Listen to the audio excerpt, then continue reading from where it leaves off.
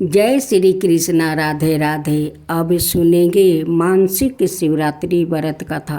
भविष्य पुराण में लिखा है कि पृथ्वी पर जितने भी तीर्थ और व्रत है वो सब इस सोमवार की व्रत की 16वीं काल को भी नहीं पा सकते।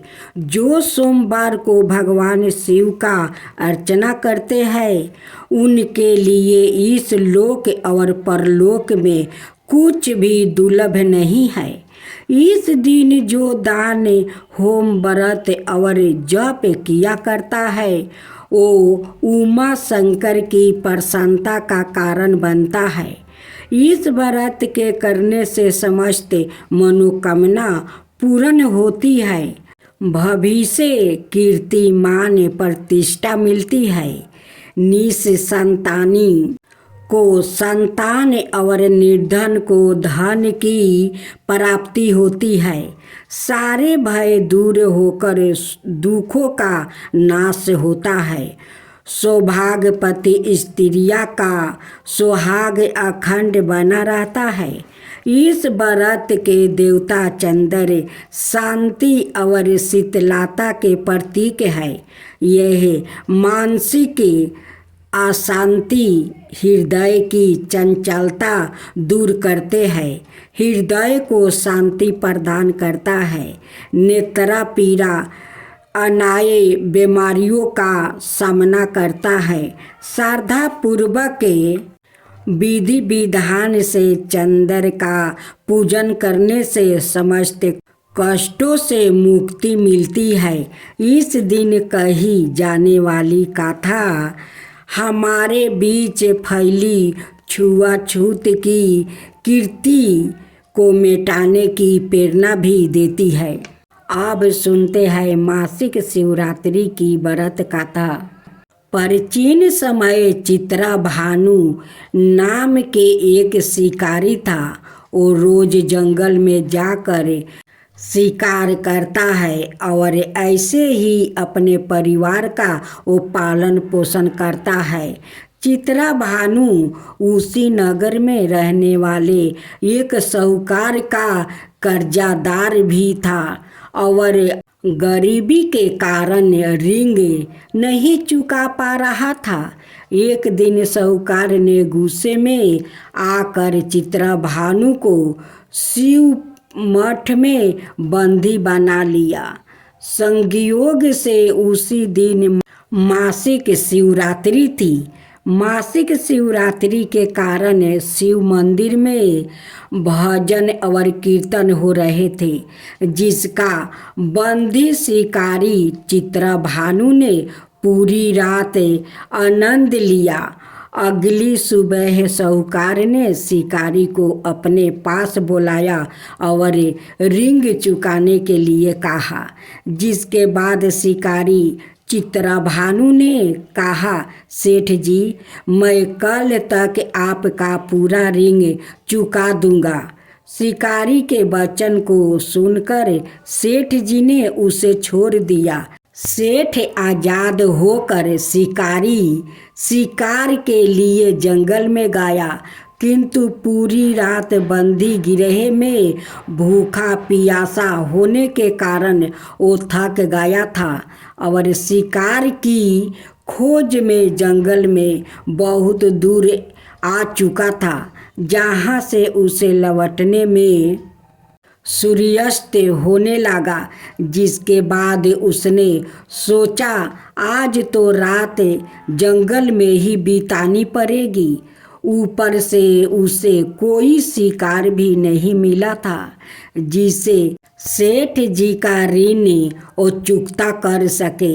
यह सोचते सोचते वो एक तालाब के पास पहुंच गया और भर पेट पानी पीकर वो सुस्ताने के लिए एक बेल के पेड़ पर चढ़ गया, जो उसी तालाब के किनारे पर उसी पेड़ के नीचे एक शिवलिंग था, जो पत्तियों से ढके होने के कारण नहीं देख रहा था। कर्ज चुकाने और परिवार के लिए खाना लेने की चिंता में व्याकुल शिकारी। चित्रा भानु पेड़ पर बैठे बैठे बेलपत्र को तोड़ तोड़ कर नीचे गिराए जा रहा था। संजोग बस वो सभी बेलपत्र भगवान शिवलिंग पर ही गिर रहे थे। शिकारी चित्रा भानु रात्रि से लेकर पूरे दिन भूखा प्यासा था, जिसके कारण उसका मासिक शिवरात्रि का व्रत हो गया। कुछ समय बाद उस तालाब पर पानी पीने के लिए एक गर्भिणी हिरनी आई और पानी पीने लगी। हिरनी को देखकर शिकारी चित्रा भानु ने अपने धनुष पर तीर चढ़ा लिया और छोड़ने लगा। तभी गर्भिणी हिरनी बोली, रुक जाओ, मुझे मत मारो, मैं गर्भवती हूँ और तुम एक साथ दो जीवों की हत्या नहीं कर सकते, परंतु मैं जल्दी ही प्रस्ताव करूँगी, जिसके बाद मैं तुम्हारे पास आ जाऊँगी, तब तुम मेरा शिकार कर लेना। उस हिरनी की बात सुनकर चित्रा भानु ने अपने धनुष को नीचे कर लिया और हिरनी झाड़ियों में लुप्त हो गई। इस दौरान जब शिकारी ने अपने धनुष की परचंचा चढ़ाई और ढीली करी तो कुछ बेलपत्र टूटकर शिवलिंग के ऊपर गिर गया, जिसके कारण शिकारी के हाथों से प्रथम पहर की पूजा भी हो गई। कुछ समय बाद दूसरी हिरनी झाड़ियों से निकली, जिसे देखकर शिकारी के खुशी का ठिकाना नहीं रहा। चित्रा भानु ने उस हिरनी का शिकार करने के लिए फिर से धनुष उठाया और तीर छोड़ने लगा। तभी हिरनी बोली, हे शिकारी, आप मुझे मत मारो, मैं अभी ऋतु से निकली हूँ और अपने पति से बिछड़ गई हूँ। उसी को ढूंढती हुई मैं यहाँ तक आ पहुँची।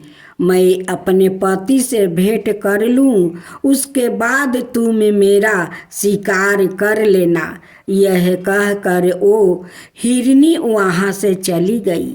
इस दौरान शिकारी चित्रा भानु 2 बार अपना शिकार खो दिया था, जिससे वो और चिंता में पड़ गया। उसे सेठ जी का ऋण चुकाने की चिंता हो रही थी।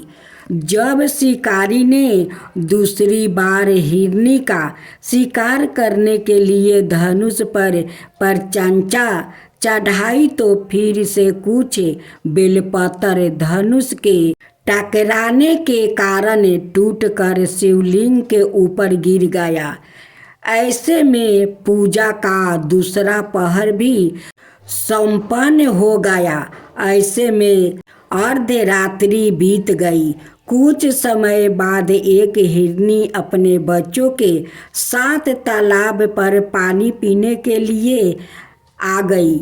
इस बार चित्रा भानु ने बिना देर किए धनुष पर परचंचा चढ़ाई और तीर को छोड़ने लगा।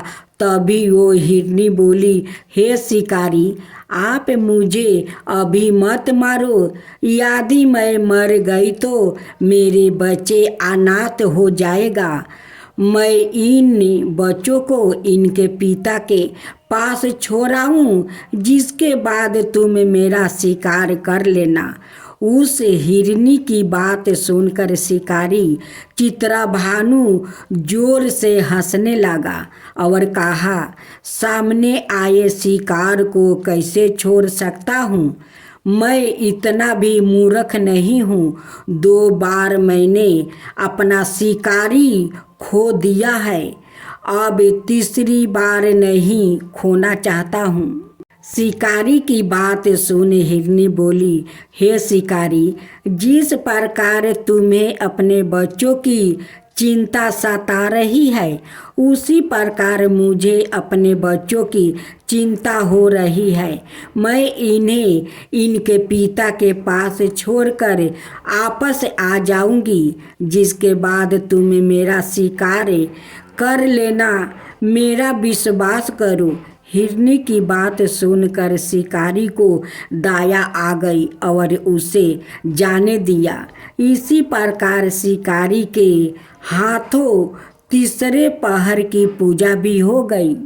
कुछ समय बाद एक मिर्ग वहाँ पर आया।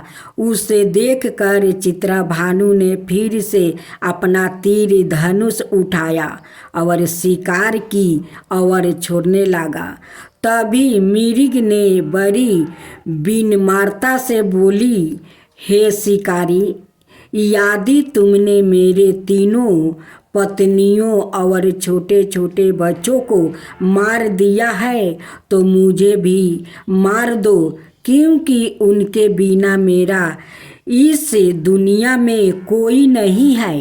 यदि तुमने उनको नहीं मारा है तो मुझे भी जाने दो, क्योंकि मैं उन तीनों हिरनियों का पति हूँ और वो मेरी ही तलाश कर रही है।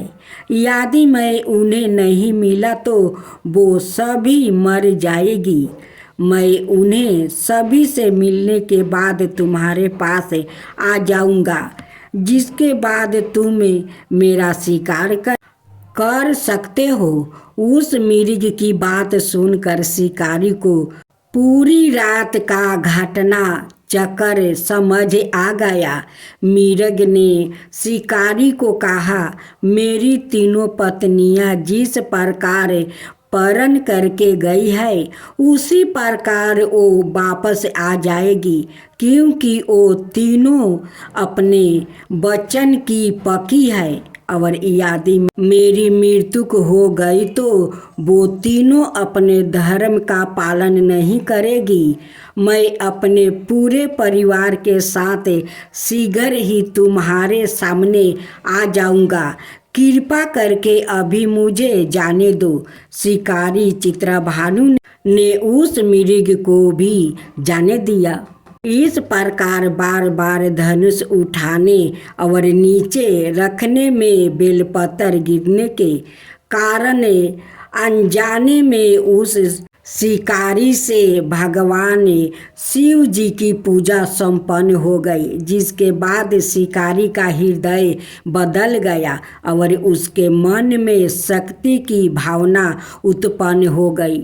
कुछ समय बाद मिर्ग अपने पूरे परिवार अर्थात तीनों हिरनी और बच्चों के साथ उस शिकारी के पास आ गया और कहा कि हम अपनी प्रतिज्ञा अनुसार यहाँ आ गया है। हे शिकारी, आप हमारा शिकार कर सकते हैं।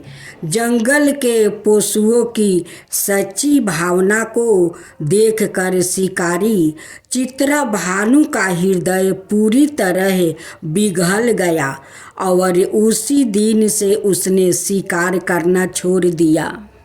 अगले दिन वो नगर लौटा और किसी और से लेकर उधार लेकर सेठ जी का ऋण चुका दिया और सवाए मेहनत मजदूरी करने लगा। जब शिकारी चित्रभानु की मृत्यु हुई तो उसे यमदूत लेने आया, किंतु शिव दूतों ने उन्हें भगा दिया और उसे शिवलोक ले गया। इस प्रकार उस शिकारी को मोक्ष की प्राप्ति हुई। दोस्तों, मासिक शिवरात्रि की व्रत कथा में इतना ही पूजा विधि और इससे संबंधित और जानकारी के लिए हम समाप्त होता है।